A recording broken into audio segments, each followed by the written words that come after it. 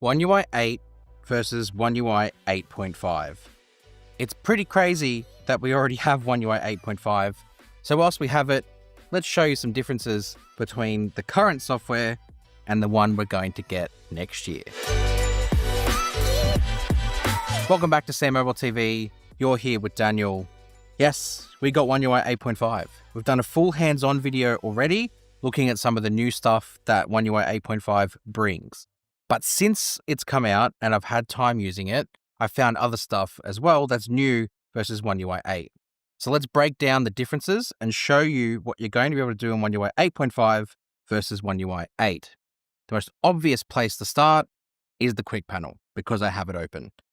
As you can see, the quick panel that I have set up here on One UI 8.5 is very different to the quick panel that I've got set up here on One UI 8. And that's because you can customize it way more. So if I hit the pencil icon here and the pencil icon here, what you will immediately see is way more toggles and buttons and sort of, I guess you could say, indications of things that you can do. In terms of the panel settings here, nothing has changed there. That's still the same, except for now you can reset the quick panel layout. So if I go back, maybe let's do that. Hit reset quick panel layout, and this is going to go back to default. As you can see, exactly the same in a way as what we've already got here on One UI 8. But let's show you how you can change it. Well, for one, that's already massive. That's a little bit different. Let's hit the pencil icon and the pencil icon. So you can still hold and change things, but what you can see is an immediate way to change things size. So with the Wi-Fi and the Bluetooth toggles, they don't have to be that big. I can drag them in to be smaller and then put them next to each other, which then means I could potentially bring in some other things. Like I use Smart View all the time. I'll move that up near the top, up there, and then I can bring that. And then I also use Smart Things all the time. So I can bring this up the top. I'll put it here, drag it smaller, and then drag it there. And now I've got 4 toggles right at the top that I potentially could interact with quite frequently. Some would say maybe move them to the bottom, but I think they look good up there. Can I do that over here? Well, I can definitely move that to there. I definitely can move these up here, but then that's it. That's all you can do. And if I don't want, let's say something like nearby devices, or if I don't want modes on 8.5, they're gone. What you also see here is the option to resize the brightness and the volume panels. So I can drag them in and be smaller. And then I also can drag them to be longer. So if I want them to be longer and move them over here, I can do that. So next I want to add some controls in. So I had some trouble doing this with One UI 8.5 the other day. So if I hit add a control, it does continue to bug out. There was a way I was able to get it to work, but just doesn't seem like I'm going to be able to do it. I did get it to work, and you were able to see a whole bunch of other controls that you can control, but as you can see, it's still bugging out because it's very buggy early build of the software. But I can then move things like the media panel, move it up to there. I can move the quick panel a little bit lower. And because I can't seem to get other controls in at the moment, I'm just going to bring these back to, it's very buggy, as you can see. Oh, and I've lost the volume control. Maybe I haven't. No, I haven't. Okay. Whew. You can see there's also a nice little animation when you long press on something. The animations, that's nifty. That's new.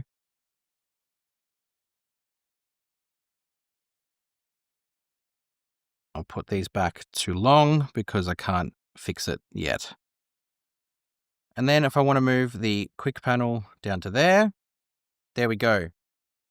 It's different to what I had it before when I started. And that's the whole point, is it can be different now. You can customize this to be any way you like because you have freedom. It should have been like that from here, well, from One UI 7 even, but at least Samsung are adapting and learning from others because obviously this is very much an iOS style quick panel that they've implemented here. Diving into the settings, you're going to see a bit of a difference when it comes to the settings menu. Not a drastic one. It just has a bit more contrast and punch about it. Like its separation between the foreground and the background seems a bit stronger. And it just seems like it's a bit more fluid as well. As you can see, there's like a more gradient sort of background there versus just a sharp continuation of what's there. It looks better. It looks better. And the search bar is down the bottom now instead of just an icon at the top there. It actually is a search bar with a microphone attached to it. What you also notice too is the labels in the settings menu has disappeared. Where here it gives you the title and then what's in there, doesn't do that over here. It just gives you the title and that's it. Definitely Samsung are changing things up for One UI 8.5. There's some visual differences to things like the battery menu. That's got a bit of an overhaul and a change when it comes to how it looks and the way it's presented. Nothing really different in there apart from the fact you have the battery icon background removed. That can be re-added, but I actually like the clean look of it not having the battery icon indicator and just the percentage. It's preferable for me. Other little differences too, like the connected devices with Samsung DeX has got a visual change. It's nothing more than that here. Samsung DeX has got a new upgrade where you can add a desktop. It's not working right now, but that's the change for DeX that's existing. Now, in the last video, I said that Galaxy AI hasn't got any sort of visual upgrades. And that's true of the menu, but it's not true of the actual function. So if I head in here into the camera and let's just find a photo, one that might have something that needs to be removed. There we go. That looks pretty good to me. That looks pretty good to me. Now, first of all, the gallery, I'll go into that a little bit more detailed in a moment when I cover the apps differences. You can see the menu's got like this lifted circular or oval shaped stretched out menu as opposed to just a flat menu at the bottom. Let's hit Galaxy AI. This one's the same photo. As you can see, it's downloading the image from cloud, and that shouldn't take long. There we go. So straight away, you see the difference. You've got sort of an animation and like a gradient colorway down the bottom here versus just nothing. Here you have to swipe between the options, and here you can just tap. Now the restyle is just the portrait style stuff that existed before. It's just now called restyle. Outside of that though, it's not really functionally much different. There's still the suggest erasers that's existing up there, but now you just get the different toggles instead of everything being there automatically. The toggles exist. So you can either have something to move, change the angle, or remove something from the photo. It's still all the same. Nothing has sort of changed in terms of its function and operation. It still will perform, except for the fact that now automatically removes. There's not that extra step. They've removed that step, which is nice. And then you hit generate and it fills in the image. Outside of that, the function performs very similar apart from that small little change. See it do its thing. Gone. You can, or actually, this is one that I really liked, is you've got keep editing or save copy. Sometimes when you do this, you're like, oh, I actually noticed something else that I need to remove and you want to keep editing. But here you have to save the copy, go back into it, or just hit the back icon. Here you can just keep editing and continue to add on. You've also got the generative edit where you can go back and edit it. That's, I guess, the back toggle there. But the keep editing one is just allow you to continue what you've done instead of going back and having to do it again. Like that. I'll show you what it does. It just takes you back to it. And then you also have a button here where you have a history of what you've done. Yeah, Samsung have really thought this through and added some cool stuff in. And then I'm just going to hit save copy now that it's done. Save copy there. Nice work. Samsung introduced log video recording. And what I noticed with One UI 8.5 with log is gone is just the correct color that existed before. So if I go and find a log video that I took, here's one. If I swipe up on that, it just says correct color and then you correct it. That's gone in replacement of something even better. I found this almost straight away after I recorded the video, annoyingly enough. So if I go and find a log video that I took yesterday, where I took a bunch of them, I think it's in an album that I'm working on. Here we go.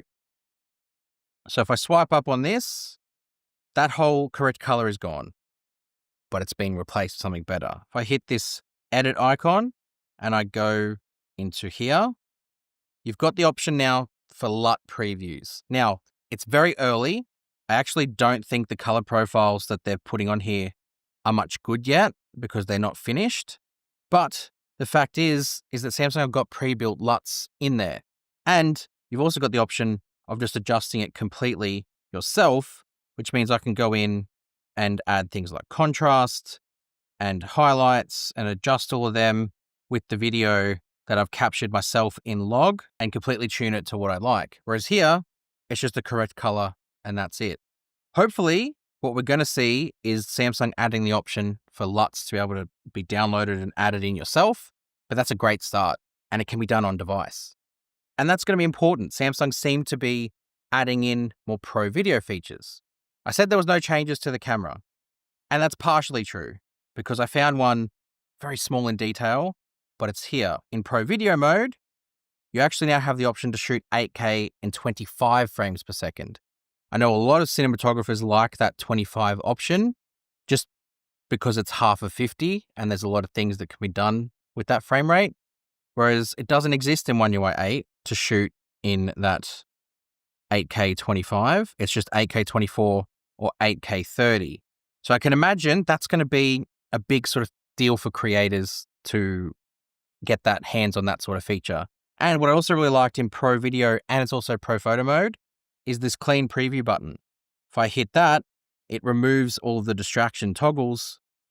It removes all the distracting toggles out of the way and just gives you that clean preview of your screen. Obviously, it doesn't exist yet in One UI 8 because that's One UI 8. This is One UI 8.5. So that's in Pro Video, and that's also in Pro Photo mode as well. You can go in here and see that toggle.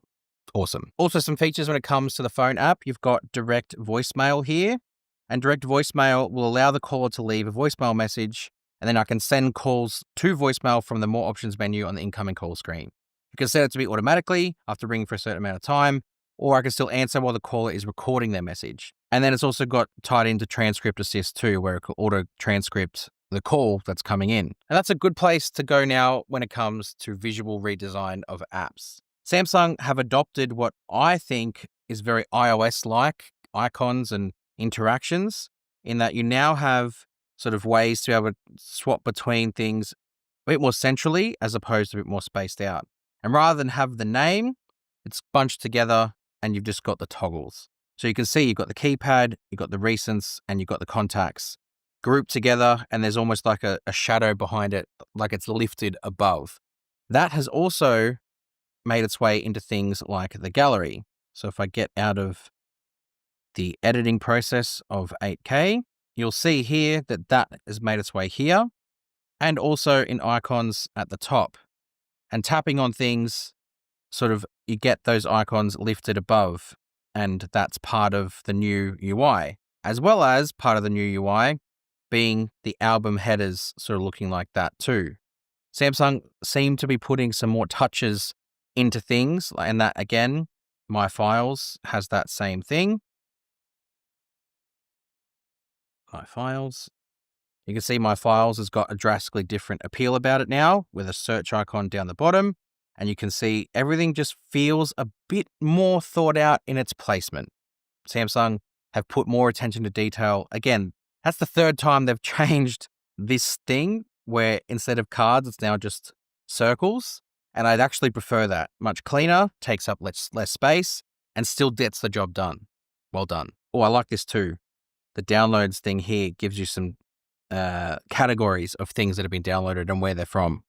Awesome. The gallery change for me is massive. Like, I actually really like that style here better. It's visually more appealing, and it still makes sense. Like, it still is clean and aesthetically pleasing, and it's just everything's grouped together a lot nicer. And private albums now default instead of needing to be a Gallery Labs feature too. Now, in terms of what is upcoming, what I did find in some back-end areas of the phone is some looks at what potentially could be coming in the future. There's a toggle here that I found called Support APV, which is that video codec that everyone's sort of been talking about.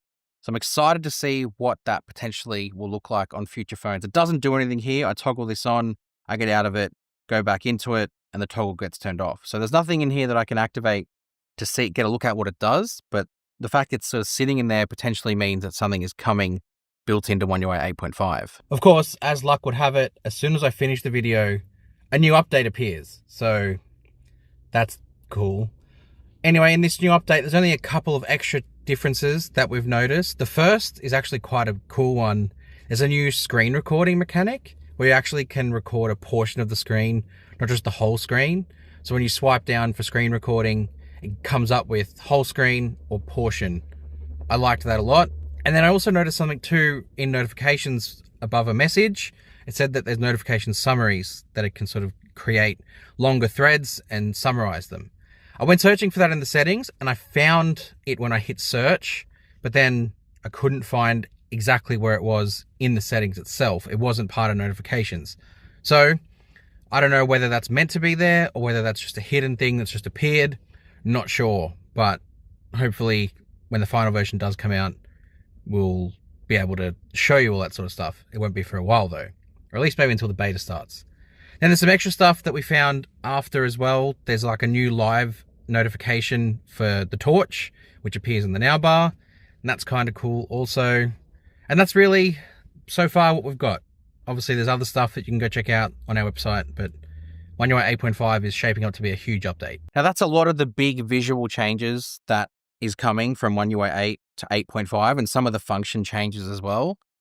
I'm going to direct you to our website because every time something little gets found and discovered, we write about it on there. So make sure you go check us out at sammobile.com because every change that we find with One UI 8.5, however minute it might be, we're going to write about it, and that's the place to find out about it. For big stuff, big comparisons, subscribe to Sam Mobile TV. This is where we'll go through visual changes, camera changes, software changes.